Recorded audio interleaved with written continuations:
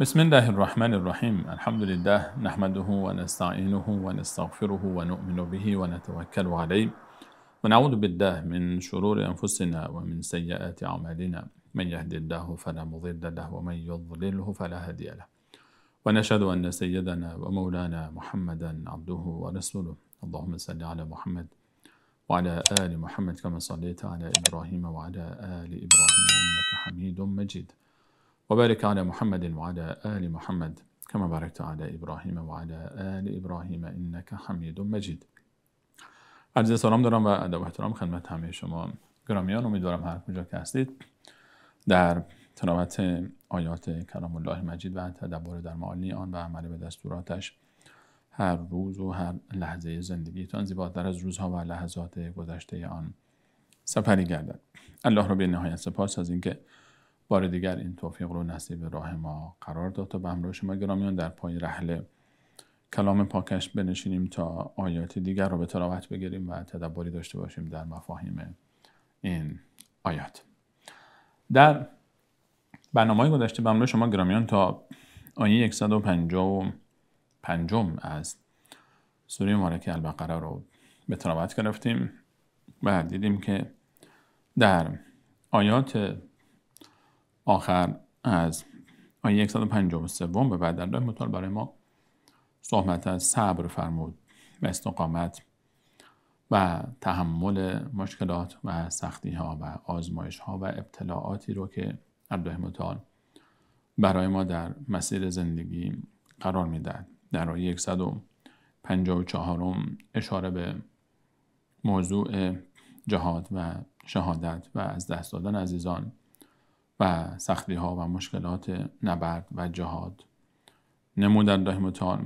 و در آیه 155 یکی از قوانین و سنت های خود را برای ما انسان ها به صورت عموم در کل کره زمین و ما مسلمان ها به صورت خصوص ذکر فرمود که من حتما یقینا و قطعا همه شما را آزمایش خواهم کرد. هر کسی به شکلی آزمایش می شود، با شیئی از ترس، از گرسنگی، از نقص در اموال و جانها و همچنین ثمرات و نتیجه زندگی و در پایانش فرمود که و بشر صابرین. الله متعال فرمود که صابران رو بشارت بده. در آیه 156 الله متعال می‌فرماید اعوذ بالله من الشیطان الرجیم الذين اذا اصابتهم مصیبة قالوا انا لله و انا الیه راجعون. در آیه گذشته که صحبت از موضوع آزمایش های الهی بود، ما این آزمایش ها رو بیشتر در میدان جنگ و نبرد میبینیم، در جهاد، در میدان های نبرد، در میدان های جهاد بر علیه باطل و دفاع از ارزش ها و آرمان ها و مقدسات. همین این آزمایش ها به یک دفعه با هم می آید.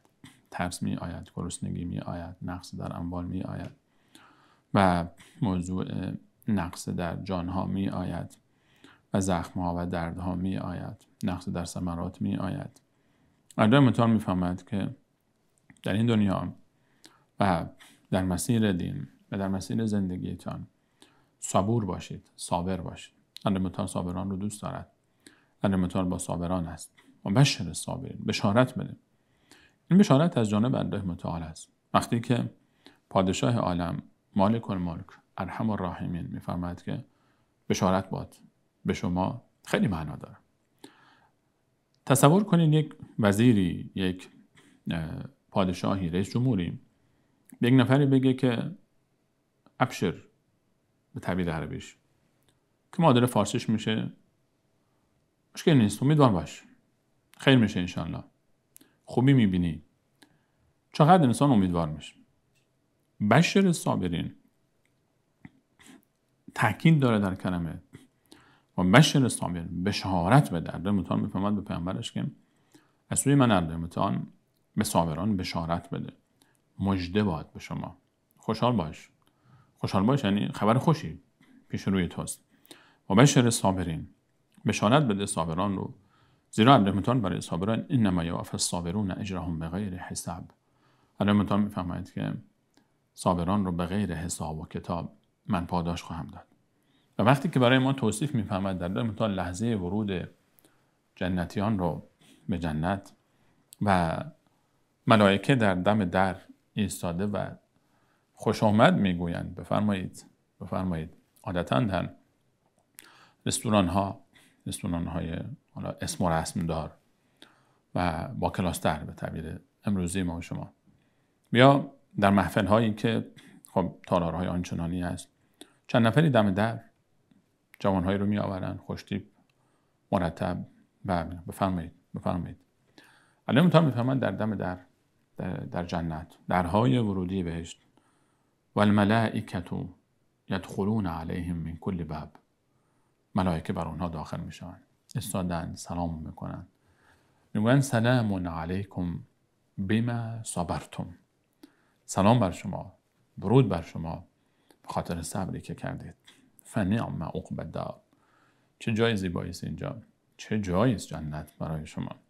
سلام علیکم بما صبرتم، صبور باشیم، تحمل کنیم، صبور باشیم در طاعت ها، صبور باشیم در عبادت ها و از همه مهمتر صبور باشیم در مصیبت ها، در آزمایشات دنیا و سختی ها و مشکلاتی رو کرده متا در مسیر راه ما برای آزمایش ما، برای رشد ما، برای رساندن خیر به ما و بسیاری از آزمایش ها و مشکلاتی که در مسیر ما می آید نتیجه بسیار خوبی برای ما داره. در همین سوره آیه 216 رمضان میفهمد که وحسن تکرهوا شیئا و هو خیر لکم، خیلی چیزا شما دوست ندارید ولی به نفع شماست. وحسن تحبوا شیئا و هو شر لکم، خیلی چیزا شما دوست دارید اما به ضرر شماست. این فراز و نشیبه های زندگی ما رو میبره به سمتی که الله متعال برای ما او رو تقدیر کرده و مقدر نموده و یک خیری رو برای ما وقتی میخواد ما رو به اون سمت میکشاند. در داستان یوسف علیه السلام که اوج ابتلا و سختی ها و مشکلات است، بهترین نمونه است برای این موضوع. الله متعال اراده دارد تا یوسف علیه السلام عزیز مصر شود و او در کنعان است و کودکی است، نوجوان است.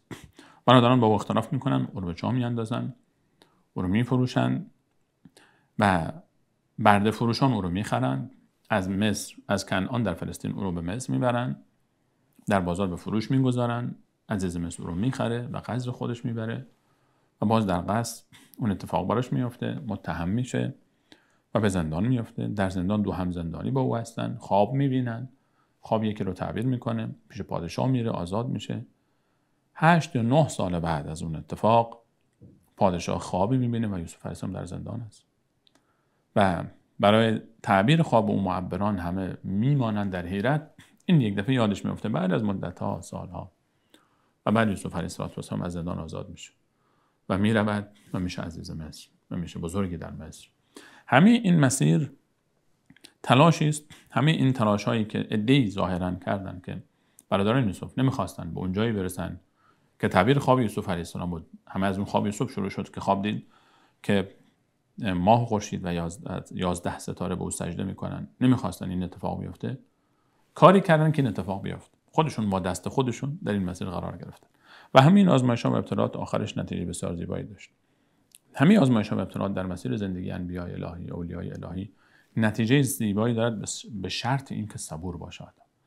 اگر یوسف علیه السلام صبور نمی بود در برابر انواع و اقسام آزمایش‌ها، صبور نمی بود در برابر شهوتش، در برابر وسوسه‌های شیطان، در برابر آنچه که اتفاق افتاد، صبور نمی بود در برابر معصیت، صبور نمی بود در برابر مصیبت‌ها، در زندان افتاد و سالها در زندان ماند، اینها رو تحمل نمی‌کرد، اونجا نمی‌رسید. نه اسمی از او در قرآن می‌آمد، نه دیگر یوسفی بود، نه پیامبری می بود و الله متعال برای این پیامبر عزیزش و دیگر انبیایی که در قرآن آمدن همه اینها صبور بودن. صبر و بشر صابرین، بشارت بده صابران رو. الله متعال می‌فرماید کسانی که یک ویژگی مهمی رو ذکر می‌فرماید الله متعال از صابران، الذین اذا اصابتهم مصیبة، وقتی که با آنها یک مصیبتی میرسد میگویند، وقتی که یک سختی میرسه، ابتلایی میرسه به آنها، دچار یک آزمایش الهی میشوند، قالوا انا لله و انا الیه راجعون، میگویند که ما از آن الله متعال هستیم و انا الیه راجعون، همانا ما از آن الله است. الله ما رو خلق کرده، خالق ماست، مالک ماست، صاحب اختیار ماست، صاحب اختیار زندگی ماست، صاحب اختیار هر آن چیزی که در اختیار ماست. و ما بکم من نعمت فمن الله. هر نعمتی که در نزد شماست از آن الله متعال است. الله متعال این نعمت رو من داده. هر نعمتی رو که من داده، از سلامتی بگیرید، از فرزند بگیرید، از همسر بگیرید، از خانواده بگیرید، از اسم و رسم بگیرید، از شهرت بگیرید، از قدرت بگیرید، از علم و دانش بگیرید، از جایگاه و مکانت بگیرید، هر نعمتی رو که در اختیار من هست الله متعال به من داده است. من و هر آنچه که من دارم همه از آن الله متعال است. این نعمت‌های الهی امانتی است از جانب الله متعال پیش ما و حال امانتش رو گرفت از ما. وقتی که یک نفری میاد پیش من، شما یک چیزی رو به امانت میگذاره، میگه فلانی من این مسئله رو، این ثروتی رو، یک بالاخره شیء گرانبهایی رو پیش ما امانت میگذاره این مدتی، بعد میاد این امانت رو از ما میگیره، سوئیچ ماشینشو داده، فلانی این ماشین من سفر میرم، این مدت پیش شما باشه، استفاده هم کردی مشکل نیست، استفاده هم بکنه، اتفاقا طولانی میره 6 ماه 1 سال سفر میره که ماشین بالاخره استفاده بشه، بهتره از اینه که گوشه بخوابه. بعد 6 ماه آمد فلانی میشه اون ماشین رو پس بده. خب حالا من چه رفتاری باید داشته باشم؟ من در برابر این امانتی که پیش من بوده و حالا چند مدت هم استفاده کردم، زیر پای من ماشینی بوده مثلا، خب عادت کردم بهش، ولی باید پس بدم بهش، مال من نیست، امانت پیش من بوده.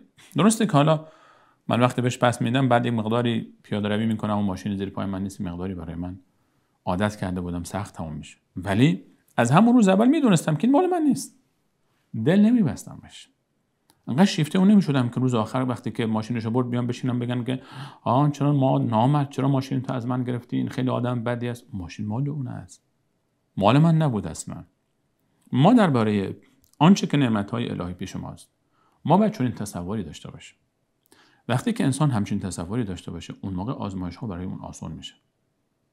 هر نعمتی که الله متعال به من و تو داده یک امانتی است از جانب الله متعال که یک روزی شاید او را از من و تو بگیره.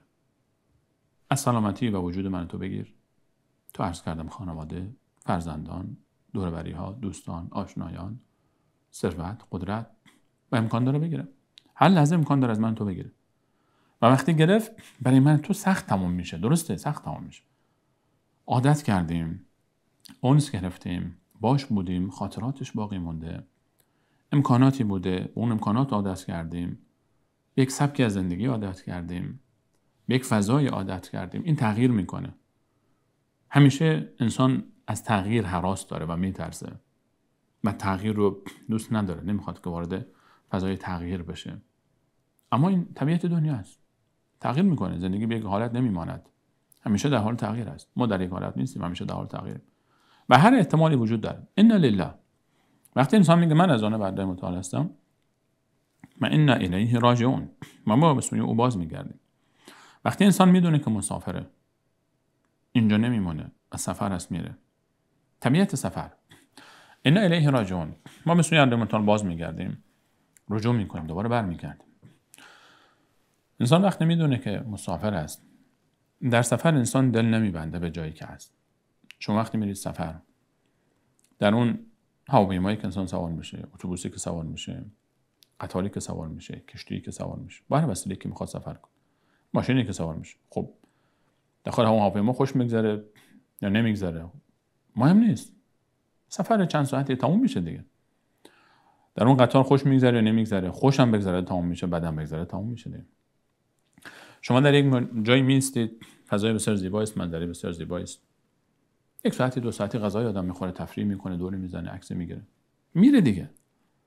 دل نمیبنده به اون فضا، چون میدونه مسافر باید بره، مسافر باید بره، اینجا جای موندن نیست، باید برم من، چون هدف من جای دیگه است.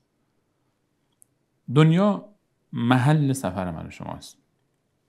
حالا یک مقداری این سفر طولانی تر است، یک مقداری فضا بازتره، فضا طولانی تر.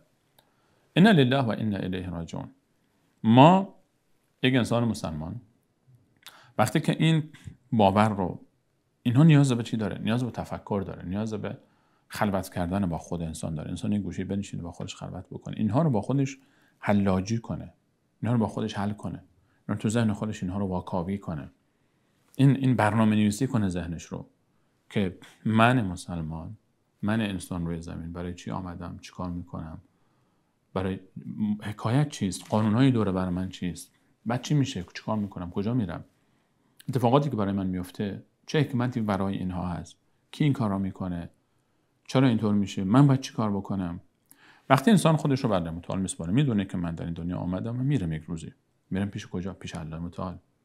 انا لله، من از پیش الله تعالی آمدم، من از جانب الله متعال، من الله تعالی آورده و انا الیه، به سوی او راجعون، به سوی او برمیگردم. وقتی انسان این تصور رو داشته باشه، تحمل مصیبت آسان میشه. چرا؟ مثلا یک عزیزی از دنیا رفت. عزیزی از دنیا رفت.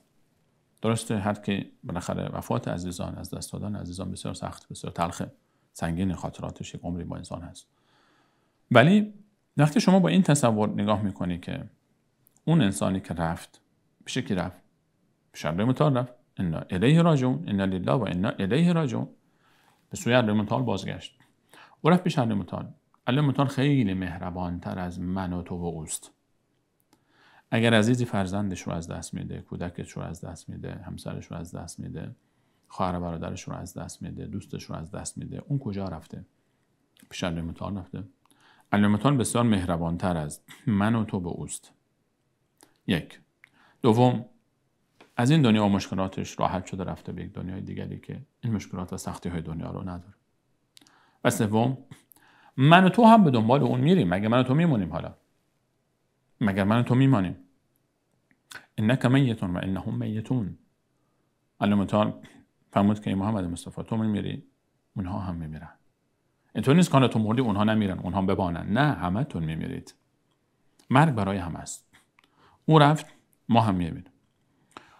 یک سوال پیش میاد که اگر انسان نگرانه که انسان بدی بوده، رفتار خوبی نداشته، ایمان خوبی نداشته، عمل خوبی نداشته، این دیگه بحث دیگه است. این دیگه میطلبه که ما الان اگر بخواهیم عزیزانمون رو همیشه در کنار خودمون داشته باشیم، یک راه بیشتر نیست. همه عزیزانی که دلشون میتپه برای عزیزانشون، هر کسی که عاشق یک فردی است، عاشق همسرش هست، عاشق خانواده خود هست، عاشق فرزندان خود هست و دوست داره همیشه با هم باشن، هیچ وقت از اونها جدا نشن. دنیا ما و شما رو از هم جدا میکنه، بخواهیم یا نخواهیم. بلا استثناء. مسلمان و کافر، ثروتمند و فقیر، قدرتمند و ضعیف، همه از هم جدا میشیم. طبیعت دنیاست.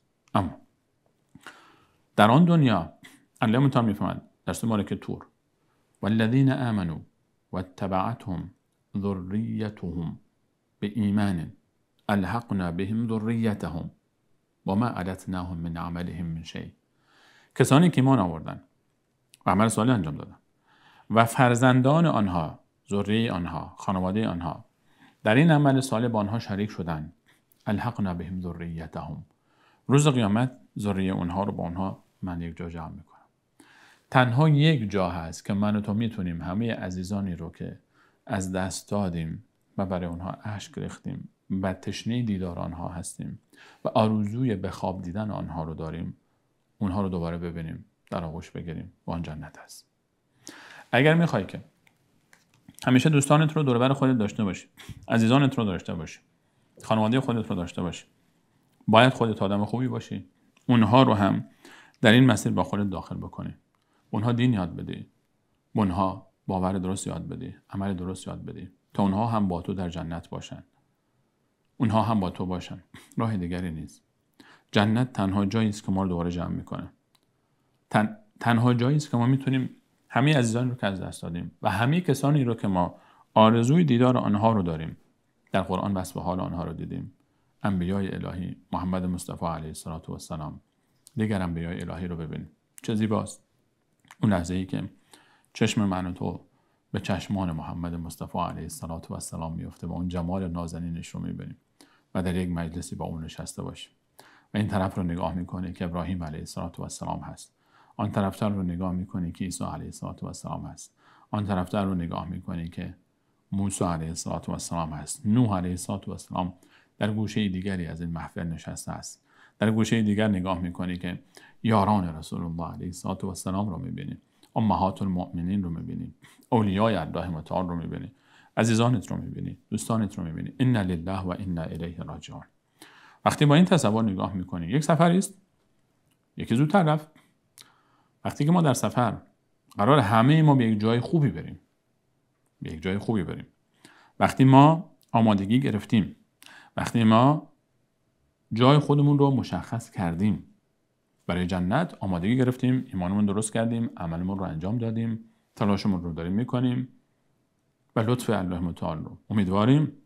حالا یکی از ما زودتر رفت، برای سفر یکی زودتر پرواز زودتر شد و رفت، بقیه‌اش رو باید ناراحت باشن. خب زودتر رفت، ما پشت سرش میریم دیگه. ناراحتی فقط عرض کردم در یک جایی ایجاد میشه که ما یک جای مشکل داریم، پاسپورت نداریم، جایی آماده نکردیم، نمیدونیم اصلا کجا باید بریم، پیش کی باید بریم، کسی رو نمیشناسیم. بله، اگر آمادگی نگرفته باشی اون موقع باید نگران بشی. الان وقتش است برای اون آمادگی گرفتن. الان وقت آمادگی گرفتن است. تا وقت زندگی میتونی آمادگی بگیری برای خودت، برای خانواده خودت. بعد اقدام بکنی. ان لله و انا الیه راجعون.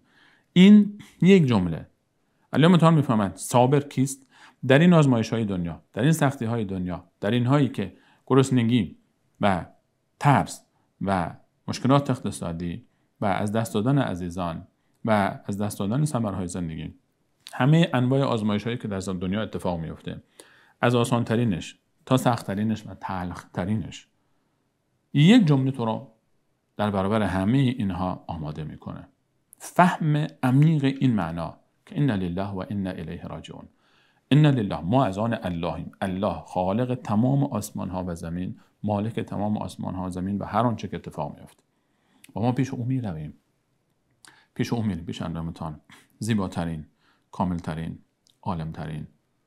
چقدر زیباست. بعضی از مخلوقات الله متعال انسان نگاه میکنه، شما در دوربر وقتی انسان در دامن طبیعت میره، در حیرت میمانه از ظرافت و لطافت و زیبایی خلقت الله متعال. اون خالق زیبا، اون خالق عظیم، اون خالق قدرتمند، اون خالق پیش او میرویم. انا لله و انا الیه راجعون. انسان مؤمن با این ایمان، با این باور، برای او آسان میشه تحمل مصیبت، از دست دادن عزیزان، چون رفته پیش الله. مشکلاتی که در زندگی میآید، نعمتی رو که الله متعال از ما بگیرد. این دیدگاه هست که انسان رو نیرو میده. انا لله و انا الیه راجعون. و در سنت رسول الله علیه السلام ثابت است که هر جا که برای ایشون مصیبتی اتفاق میافتاد میفهمید انا لله و انا الیه راجعون. حتی اگر یک جایی صحابه رسول الله علیه السلام شمعی روشن داشتن و آتش این شمع خاموش میشد، میگفتن انا لله و انا الیه راجعون. این یکی از سنت‌های قرآنی هم هست که ما هر جایی که مصیبتی میفته، برای ما اتفاق میفته، مشکلی ایجاد میشه، بگیم انا لله و انا الیه راجعون. اینو در لغت عربی بهش میگن استرجاع، یعنی همون از کلمه انا لله و انا الیه راجعون، از کلمه راجعون گرفته شده، استرجاع. و این سنت است. ما هر جای مشکلی پیش میاد، مصیبتی پیش میاد، اتفاق بعدی ناخوشایندی، ناگوار ایجاد میشه، بگیم انا لله و انا الیه راجعون. فقط برای از دست دادن عزیزان نیست، مرگ عزیزان نیست. و هر جایی که آزمایشی، سختی، ابتلایی میاد، بگیم انا لله و انا الیه راجعون. تنها گفتنش نیست، بفهمیم، درک بکنیم. تنها کلمه نیست، عمق این معنا رو باید با تمام وجودمون احساس بکنیم. الله متعال میفهمن هر کسی که در برابر مصیبت ها این گونه رفتار کرد، این درک کرد این تعبیر رو، این جمله رو، انا لله و انا الیه راجعون، این مفهوم رو در زندگی خود آورد، فهمید، اون موقع براش آسان میشه. و نتیجه چی میشه؟ اولئک علیهم صلوات من ربهم و رحمه. این افرادی که این گونه دنیا رو میبینند، با این دید میبینند، اینها برای اونها صلوات من ربهم، صلوات جمع صلات است. صلات وقتی که بنده متعال نسبت پیدا میکنه، به معنای مغفرت هست، به معنای بخشش هست، به معنای لطف الله متعال هست. صلات وقتی به رسول الله علیه السلام اطلاق شده در قرآن کریم، به رسول الله آمده است و صلی علیهم خذ من اموالهم صدقه تطهرهم و تزکیهم بها و صلی علیهم ان صلاتک سکن لهم. خطاب به صحابه رسول الله علیه السلام که از اموال اونها زکات رو بگیر، مال اونها رو تزکیه کن و پاک کن و برای اونها دعا بکن و درود برای اونها دعا بکن و از الله متعال بخواه که اونها رو بخشد. و صلی علیهم ان صلاتک سکن لهم، آرامش میاره برای شما.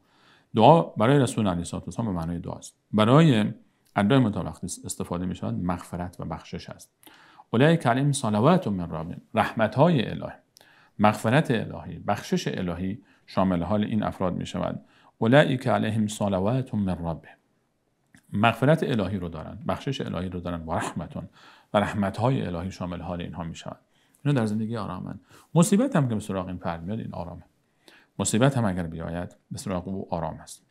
اگر شما همچین افرادی رو بگی که در زندان بیاندازی، میگه با خدای خودم خلوت میکنم. همچین فردی رو اگر بگی که تبعیدت میکنم، میگه در راه الله خودم سفر میکنم و تفکر میکنم. اگر بگی میکشمت، میگه که خب شهادت آرزوی من است و پیش الله میروم. وقتی که همه چی برمیگرده بر الله متعال، دنیا پایان زندگی نیست بلکه ملاقات با الله متعال است. موقع حتی از اون لحظه مرگش هم لذت میبره، از پایان زندگی لذت میبره، چون از این دنیا خارج میشه با تمام زیبایی‌هایش. دنیا برای انسان مسلمان به مانند یک زندان است، چون جنت برای او خیلی زیباتر از اینجاست، برخلاف دنیا برای انسان کافر که به نسبت دنیای بعد از او، یعنی بعد از این دنیا، برای او دنیا جنت است، چون نسبت به دوزخ، نسبت به عذابی که پیش روی اوست، نسبت به اون فشاری که تحمل میکنه بعد از اون، برای او این دنیا جنت است. اولئک علیهم صلوات من ربهم و رحمه و اولئک هم المهتدون. و اونها و این افراد همون کسانی هستند که هدایت شدن، یافتن مسیر زندگی رو، درک کردن دنیا رو، فهمیدن اصلا دنیا برای چی است، هدایت شدن، در مسیر قرار گرفتن، به راه راست هدایت شدن. اینا مفهوم زندگی رو فهمیدن، معنای زندگی رو فهمیدن. وقتی که مثلا بعضی‌ها رو می‌بینیم واقعا چگونه صبر و استقامت عجیبی دارن در دنیا، در حیرت میماند. استقامت و صبر در مسیر میمونه، اشک میریزه، گریه هم میکنه، اما زبانش رو کنترل میکنه، اما رفتارش رو کنترل میکنه، اما برخوردش رو کنترل میکنه. استقامت داره، ثبات داره. الله متعال میفرماید اولئک علیهم صلوات من ربهم و رحمه و اولئک هم المهتدون. اینها هدایت شدند. هدایت حقیقی مال ایناست. انسانی که صبور هدایت شده. صبر یک لطفی از جانب الله متعال است، بزرگترین لطف الله متعال بنده در میان صفات اخلاقی صبر است. صبر صبر صبر بسیار نکته بسیار مهم است. در ادامه الله متعال میفرماید ان الصفا والمروه من شعائر الله. صفا و مروه، صفا اسم یک کوهی است در کنار خانه کعبه و مروه نام کوه دیگری است آن طرفتر، حدود 400 متر آن طرفتر، در مسجد الحرام. فعلا هر دو در مسجد الحرام هستند، صفا و مروه. اگر تصویر مسجد الحرام را از بالا نگاه بکنید، یک سالن طولانی می‌بینید، یک سالن درازی رو در گوشه مسجد که این سالن صفا و مروه است. در اون گوشه‌ای که به کعبه نزدیکتر است صفاست، اون گوشه‌ای که دورتر است از کعبه مروه است. نام دو کوه در کنار کعبه. ان الصفا والمروه، صفا و مروه، من شعائر الله، از شعائر الله متعال است. شعائر جمع شعیره است. شعیره، شعیره از کلمه اشعار گرفته شد. اشعار یعنی اعلان، خبر دادن، اعلان. هر شیئی که دلالت بر یک امر دینی داشته باشه، یکی از اوامر الهی رو، حدود الهی رو مشخص کنه، اعلان کنه، بیان کنه، میشه چی؟ شعیره ای از شعائر الله متعال. شعیره ای از شعائر الله متعال. حالا یک مکانی باشد به مانند صفا، به مانند مروه، به مانند کعبه، به مانند مسجد الحرام، به مانند منی، به مانند مزدلفه، به مانند عرفات، به مانند مسجد النبی، به مانند مسجد الاقصی، مکانهایی که به باورها و اعتقاد ما مرتبط است، یا اعمالی که به حدود الهی و اوامر الهی مرتبط است، به عبادت‌های الهی. مثلا نماز یک شعیره است، روزه یک شعیره است، حج یک شعیره است. شعائر الله، این موضوع، این معنای شعائر الله است. ان الصفا والمروه من شعائر الله. صفا و مروه از شعائر الله متعال هستند. اینها از حدود الهی هستند، از مقدسات الهی هستند. یک نکته بسیار بسیار لطیف و عجیبی در ارتباط این آیه با آیات ما قبلش وجود داره. ظاهر جریان، وقتی ما همینطور ظاهر قضیه رو میبینیم، یک دفعه صحبت از آیات قبل صحبت صبر بود، استقامت بود، آزمایش الهی بود. یک دفعه صحبت صفا و مروه شد. یعنی بحث ظاهراً، در ظاهر آدم وقتی خبر نباشه از ارتباط عمیق این آیات به هم، یک دفعه میگه خب چی شد؟ یک دفعه بحث عوض شد. صحبت صبر و استقامت و آزمایش‌های الهی، یک دفعه صفا و مروه و شعائر الله متعال و فمن حج البیت و اعتمر فلا جناح علیه ان یطوف بهما، هر کسی که حج میکنه عمره میکنه ملامتی نیست که بره طواف کنه بین صفا و مروه. چی شد یک دفعه بحث عوض شد؟ در حالی که بحث عوض نشده، در عمق موضوع الله متعال همچنان داره موضوع ادامه میده. آیات قبل صحبت صبر بود. قبلتر از آیات صبر صحبت از تغییر قبله بود، صحبت از تغییر قبله بود، صحبت از مسجد الحرام بود، روی کردن به مسجد الحرام. اولا صفا و مروه جزئی از مسجد الحرام است فعلا، یعنی دقیقاً در امتداد آیات تغییر قبله است.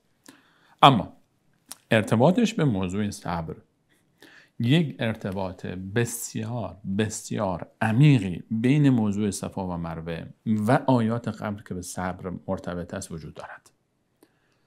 شاید بسیاری از قاریان قرآن کریم، حافظان عزیز، وقتی که این آیات رو تلاوت میکنن به اینجا که میرسن، آیه قبل اولئک علیهم صلوات من ربهم و رحمه و اولئک هم المهتدون، به رکوع برن، به باور خودشون شاید که این ارتباطی با آیات بعدی نداره، به آیات بعدی بحث دیگری است، در حالی که این آیه ان الصفا و المروه چنان ارتباط عمیقی با آیات قبل دارد که اصلا انسان دلش نمیاد که اون آیات رو بخونه و این رو نخونده رها کنه اون آیات رو. چرا؟ صفا و مروه، یک نگاه بندازیم به تاریخچه صفا و مروه، از کجا صفا و مروه شدن؟ برگردیم عقب، برگردیم به حدود 4000 سال قبل، آنگونه که مورخین ذکر کردن و سیره‌نگاران. ابراهیم علیه السلام رو میبینیم، امام موحدین و توحید، که در دشت‌های جزیره العرب سواری به دست دارد و بانو هاجر همسر دوم ایشان سوار است و طفل نازنین شیرخواری به نام اسماعیل علیه السلام در آغوش مادر 3 نفرند. از شام حرکت کردن در شمال جزیره العرب، از دمشق و از اون طرفترش حرکت کردن به دستور الله متعال. از شمال جزیره العرب دارن می آین همینطور پای پیاده تا برسن به مکان فعلی مسجد الحرام. دستور الله متعال به ابراهیم علیه السلام است. ابراهیم علیه السلام میدانید که در سن بالای 90 سالگی الله متعال به ایشان فرزند نازنینی داده به نام اسماعیل جان. پدرجان ابراهیم علیه السلام 90 سالشه.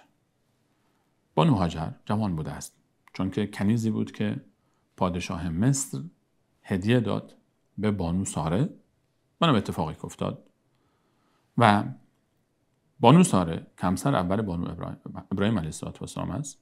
ساره علیه السلام که فرزنددار نشده بود و به سن پیری هم رسیده بود از همسرش امام الموحدین ابراهیم علیه السلام، و دوست داشت که ابراهیم علیه السلام میدید که دعا میکنه که الله متعال به او فرزندی بدهد تا راه او را ادامه دهد، بهشان پیشنهاد داد که با هاجر ازدواج کن تا شاید از ایشان صاحب فرزندی شود، و این گونه شد.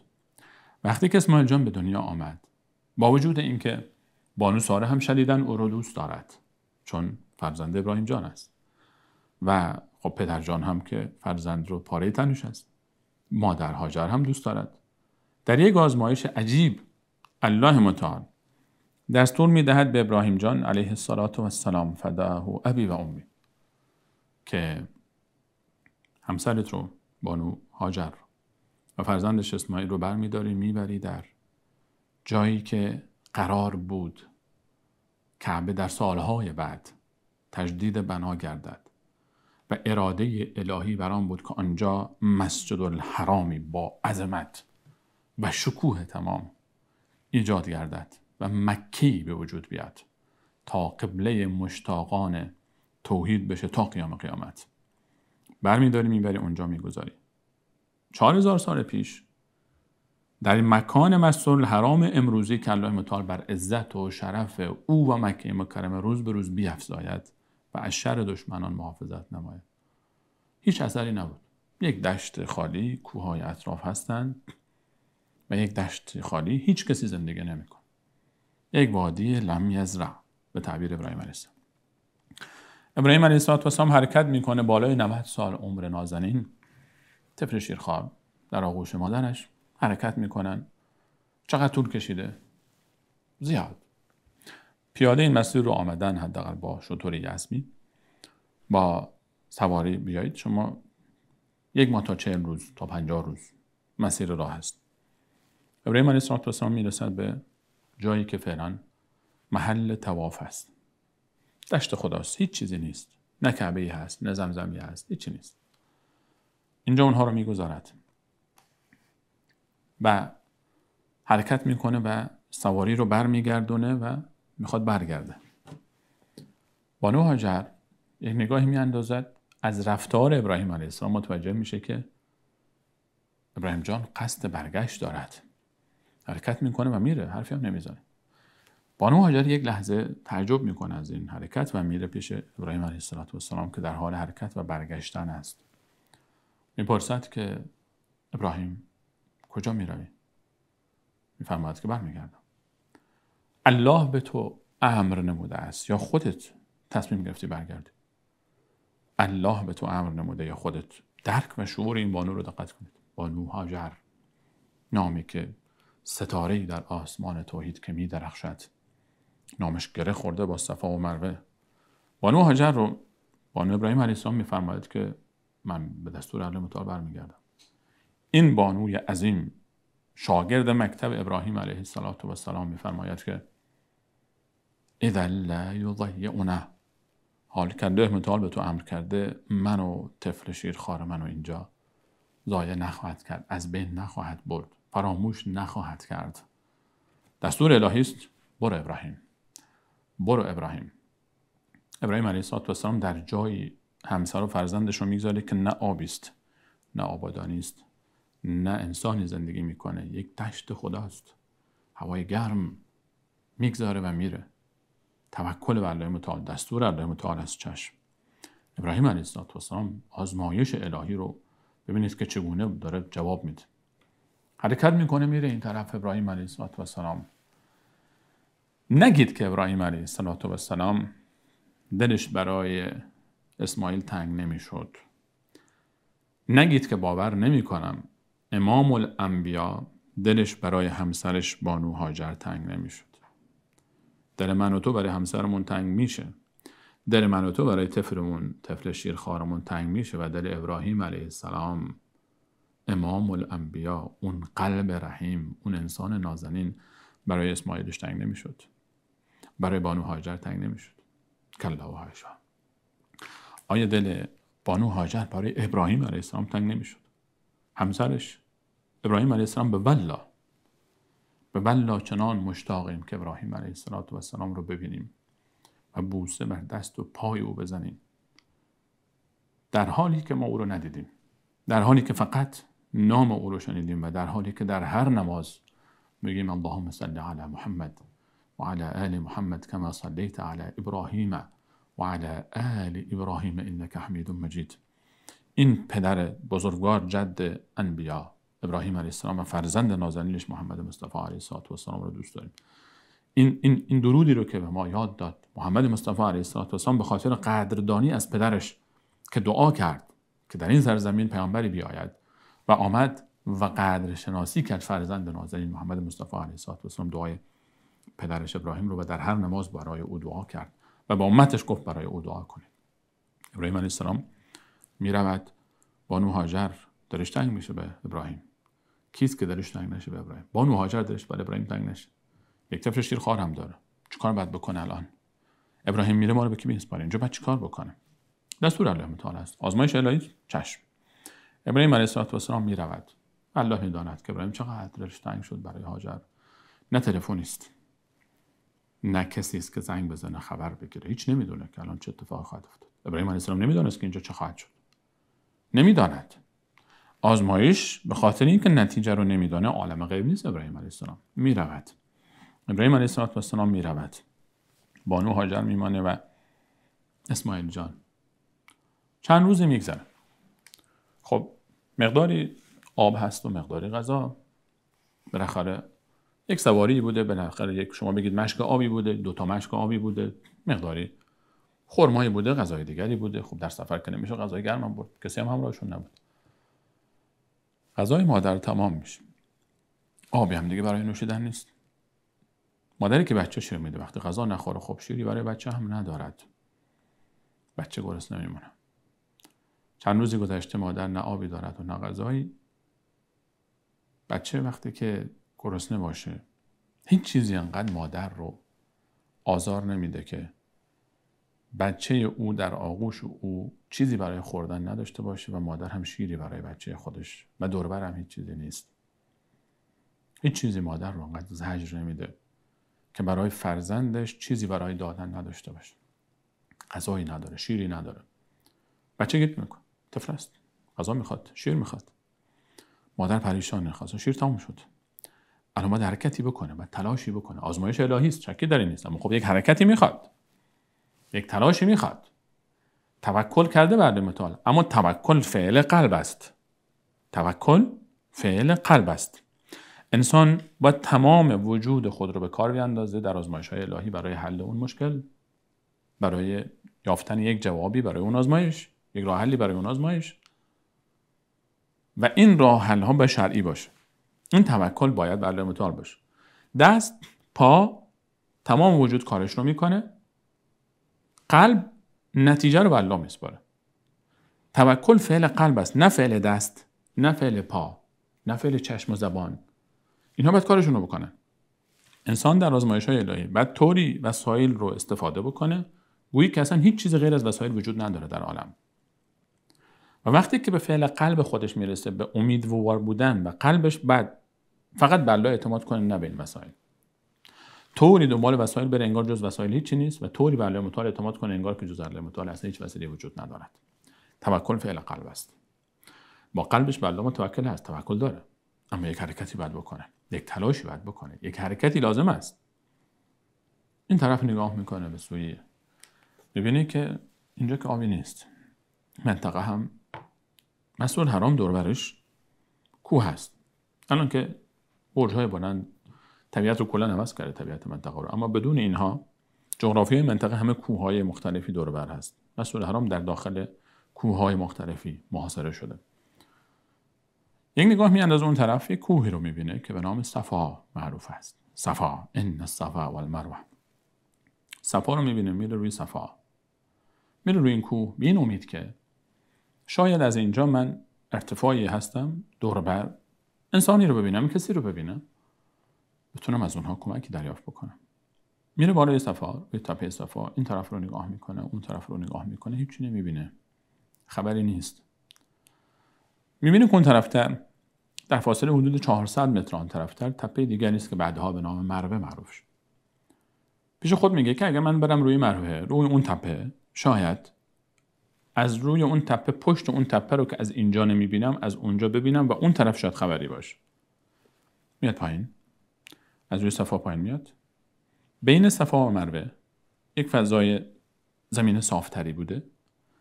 اینجا مادر گریه بچه هنوز میشنوه، میدوه در این وسط، میدوه. وقتی صفا میاد پایین، اونجایی که صافه میدوه.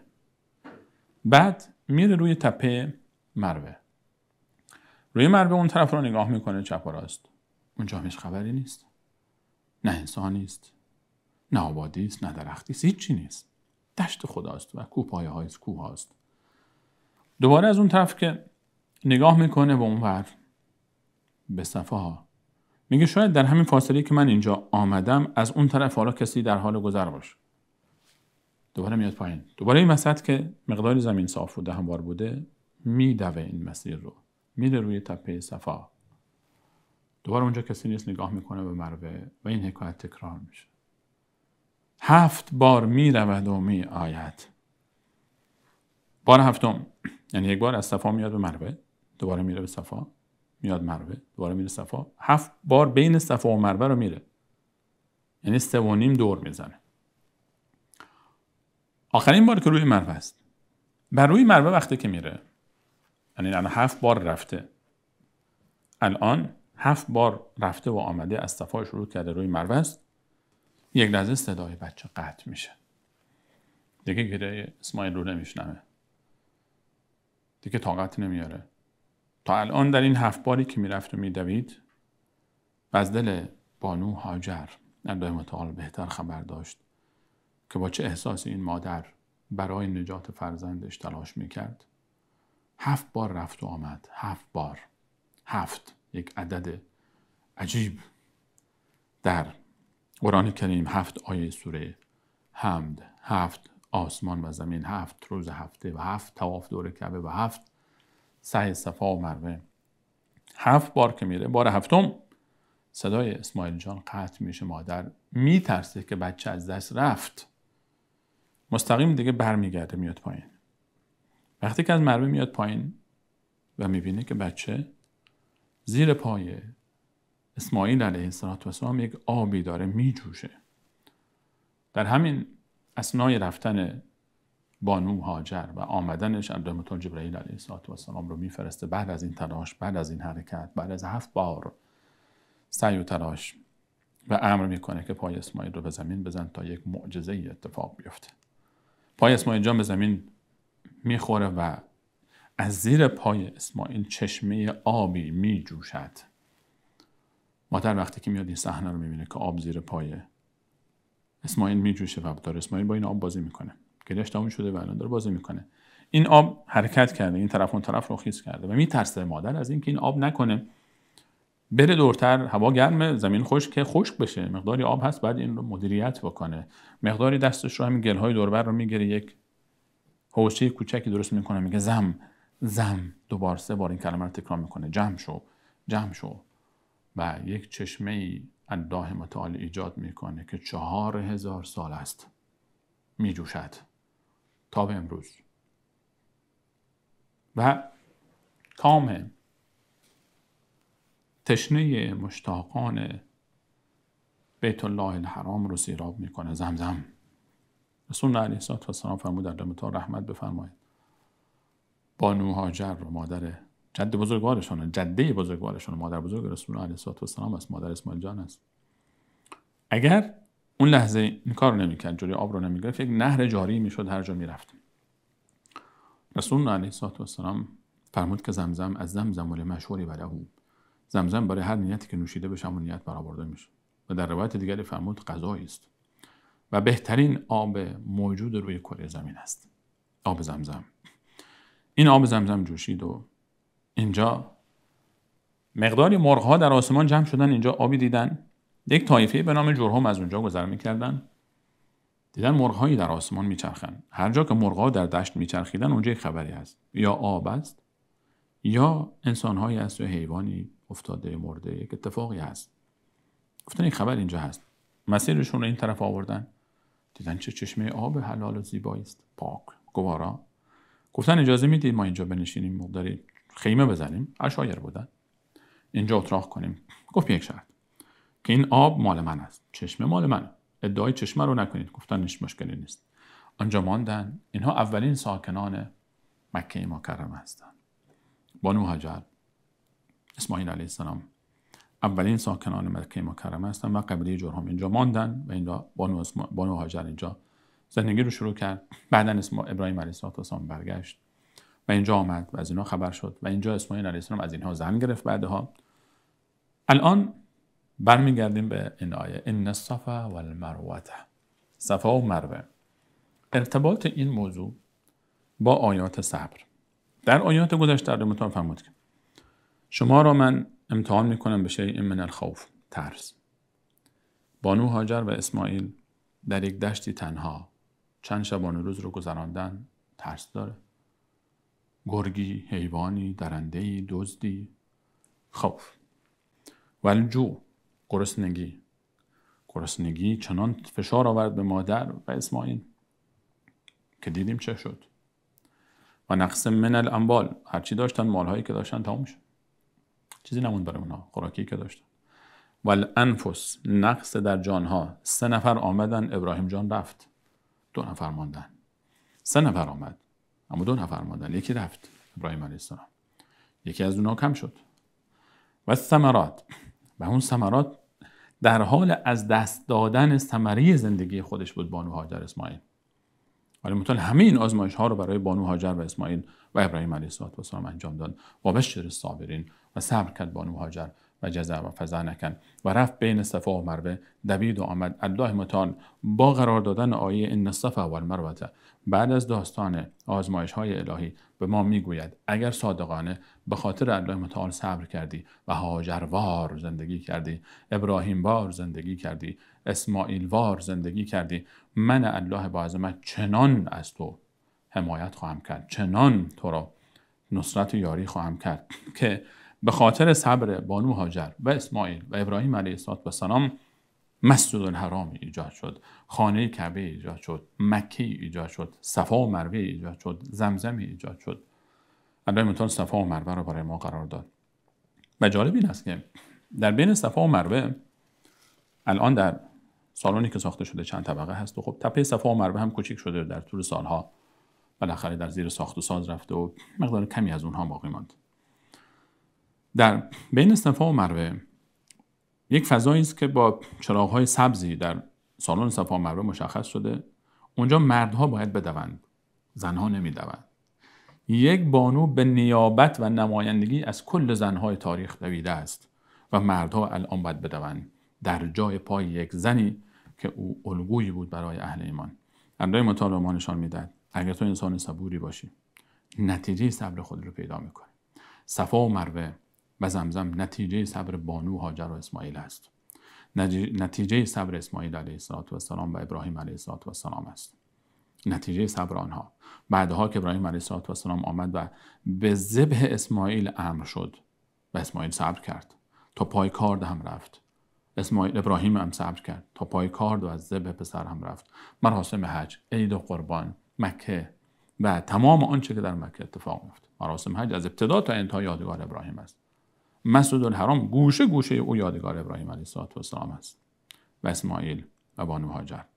صبر کردند، تحمل کردند و نتیجه شد این عظمت و این اسمارت تا قیام قیامت یادگار هاجر، بانو هاجر و اسماعیل وجود دارد و اسم ابراهیم علیه السلام ان الصفا والمروه من شعائر الله. نتیجه صبر بانو هاجر و اسماعیل شد صفا و مروه و صفا و مروه از شعائر الله متعال است. و من حج البیت، هر کسی که نیت حج بیت الله الحرام رو دارد. حج معنای نیت است در لغت، اما در اصطلاح به اعمالی خاص در زمانی خاص در مکانی خاص اطلاق می شود که زمانش مشخص از 8 ذوالحجه تا ایام تشریق هر سال در مکه مکرمه اتفاق می افته فقط حج. فمن حج البیت، هر کسی که حج بیت الله الحرام رو نیت بکنه انجام بده، او اعتمر یا نیت عمره داشته باشد. عمره با حج فرق میکنه. ما یک اصطلاحی رو که به اشتباه در بین ما حداقل جامعه فارسی زبان استفاده میشه میگیم حج و عمره. عمره یک چیز دیگه است، یک عبادت جداست. حج یک عبادت جداست. ما حج و عمره نداریم، یا حج داریم یا عمره داریم. میگن فلانی رفته حج و عمره. عمره یک عبادتی است که منحصر میشه به مسجد الحرام. یعنی شما وقتی که وارد مکه میشید، قبل از وارد شدن مکه مکرمه از جاهای مختلف مشخص شده که اگر از مدینه برید در مدینه میقاتی هست، محله‌های مشخصی است، از طائف مشخصه، از جده مشخصه.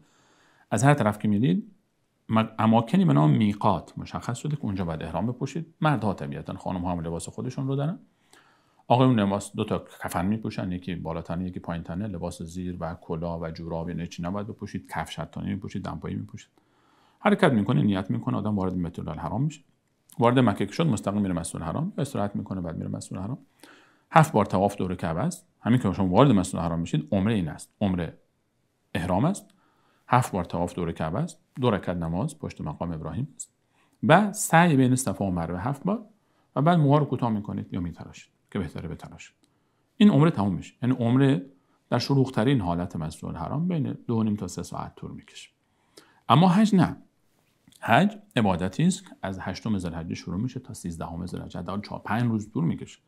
5 شبانه روز طول میکشه و احیانا حج با عمره جمع میشه. یعنی شما اگه حج تنها انجام بدید بهش میگن حج افراد. اگه حج رو با عمره انجام دادید، یعنی شما وارد مسجد الحرام شدید، حج کردید قبل از روزهای حج و منتظر ماندید روزهای حج شروع شد، بعد حج انجام دادید، اگه از احرام خارج شده باشید میشه حج تمتع. اگه از احرام خارج نشده باشید با همون احرام به حج برید میشه حج قران، چون جمع کرده بین حج و بین تمتع. یعنی ما حج احیانا بدون عمره هم انجام میشه. عمره یک عبادت دیگری است، حج یک عبادت دیگری است و حج هم زمانش هم مکانش متفاوت است. کسی مسجد الحرام هم برخی از ارکان حج در مسجد الحرام از طواف افاضه دارد و طواف‌های دیگه. اما حج یک عبادت جداست، عمره یک عبادت جدا. الله متعال فرمود هر کسی که حج میکند یا عمره انجام میدهد فلا جناح علیه ان یطوف بهما، ملامتی بر اون نیست که طواف بکنه بین صفا و مروه. طواف دور زدن دور کعبه تنها نیست، بین صفا و مروه هم ما طواف داریم. به استناد این آیه قرآن یک شأن نزولی رو هم برای این آیه ذکر میکنن مفسرین که میفرمایند که یک روایتی رو از امهات المؤمنین نقل میشود که ام المؤمنین عایشه میفرماید که انصار مدینه قبل از اسلام، مردم مدینه قبل از اسلام، چون میدونید که قبل از اسلام هم مشرکین جزیره العرب حج میکردن، اما یک حج شرکی، چون مشرکین اعتقاد وجود در الله متعال داشتن، اعتقاد به حرمت کعبه و اینکه پیامبران بودن داشتن، اما شرک میکردن و منکر آخرت بودن. قیامت رو قبول نداشتن، میگفتن هر چی از همین دنیاست، خالق آسمان ها و زمین الله متعال است و ما از اون میخواهیم و در همین دنیا به ما خیر میرساند و مشکلات ما رو برطرف میکنه، اما آخرتی وجود نداره. و اینها رو در آیات مختلف درباره صحبت خواهیم کرد و میآید تفاصیل این آیات. اما احترام داشتن به کعبه، احترام داشتن به مسجد الحرام و حج آمیخته با شرک داشتن. از مدینه هر کسی که حرکت میکرد برای حج میخواست بره به مکه مکرمه، در منطقه به نام قدید بتی بود به نام منات، یکی از بت‌های معروف قریش و مشرکین عرب. این بت رو هر کسی که پیش این بت میرفت از اونجا احرام میبست، دیگه میگفتن بین صفا و مروه حق ندارد که طواف بکنه، ممنوع است، حرام است برای او. این یکی از عبادت‌های و از خرافات شرکی بود که از اونها بود. بعد از اینکه مسلمان شدن پیش رسول الله علیه السلام آمدن، گفتن یا رسول الله ما همچین کاری میکردیم، الان ما چیکار باید بکنیم؟ آیا بین صفا و مروه هم وقتی میریم مکه انجام بدیم طواف یا نه؟ این آیه نازل شد. در روایت دیگری آمده است که مشرکین قریش یک بتی روی تپه صفا داشتن، یک بتی روی تپه مروه و بین این دو تا بت طواف میکردن. مسلمان ها وقتی که آمدن که بعد از فتح مکه طبیعتاً و این اتفاق عملاً بعد از عمره القضاء اتفاق افتاده است، بعد از صلح حدیبیه، وقتی که آمدن برای زیارت بیت الله الحرام و عمره، خب الان جای سوال بود که ما بین صفا و مروه که قبلا قریش بت گذاشته ما این کار رو انجام بدیم یا نه. این دو روایت نشانه بر این دارد که بالاخره برای اونها جای سوال پیش آمد که آیا ما صفا و مروه رو هم باید طواف بکنیم یا نکنیم. الله متعال فرمود که هیچ ملامتی نیست، کسی حج میکنه عمره میکنه، اشتباه اونها در اماکنی که جزء شعائر الله متعال است دلیلی بر این نمیشه که ما مقدسات خودمون رو به خاطر اشتباه مشرکین نادیده بگیریم و این طواف اینجا دلیل شرعی وجود دارد و سنت رسول علیه السلام و انبیاء الهی است و الله متعال برای ما این طواف رو گذاشته است و یکی از واجبات عمره است. یعنی طواف باید انجام داد. طواف بین سعی صفا و مروه 7 بار طواف می شود، رفت آمد به یاد بانو هاجر. و من تطوع خیرا فإن الله شاکر علیم. و هر کسی که عمل تطوعی انجام داد، تطوع یعنی با اختیار و رغبت، از طوع گرفته میشه، با اختیار و رغبت کسی عملی رو انجام بده، خیر رو انجام بده، فإن الله شاکر علیم، همون الله متعال قدر شناس کار اوست و عبادت اوست و آگاه است به عبادت او. و من تطوع خیرا، هر کسی که عبادت نفلی انجام بده، عبادت مستحبی انجام بده، خیر باشه، بدعت نباشد. یعنی تطوع خیرا، هر کسی که کار نفلی یعنی با علاقه و رغبت خود غیر از فرائض و واجبات عبادت دیگری میخواد انجام بده، هر عبادتی که باشه بخواد انجام بده، طواف نفلی بکنه، یا ما طواف نفلی دور کعبه داریم فقط، البته دور صفا بین صفا و مروه طواف نفلی نداریم. عبادت نفلی که خیر باشد یعنی چی؟ یعنی مطابق سنت رسول علیه السلام باشه. رسول علیه السلام فرمود من عمل عملا لیس علیه امرنا فهو رد.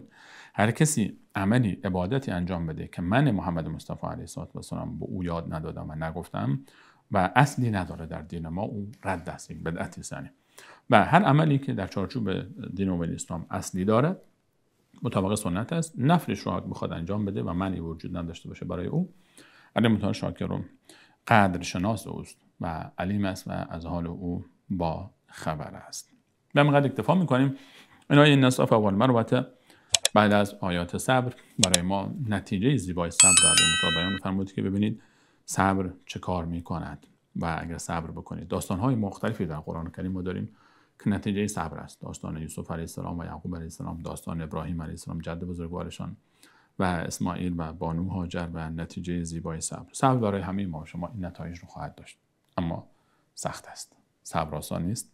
چون آسان نیست نتیجه عظیمی دارد. الله متعال همین ما شما را از جمله صابران بگرداند و توفیق عمل صحیح، فهم صحیح و عمل درست به آیات خود را نصیب گرداند و حسن خاتمه.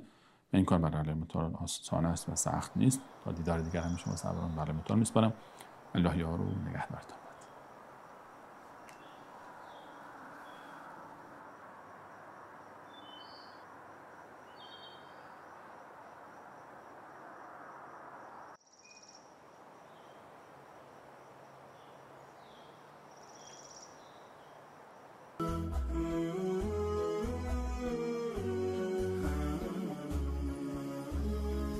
عزیزانی که مایل به دریافت این برنامه جهت پخش در کانال‌های خود هستند، با راه‌های ارتباطی زیر مکاتبه نمایند.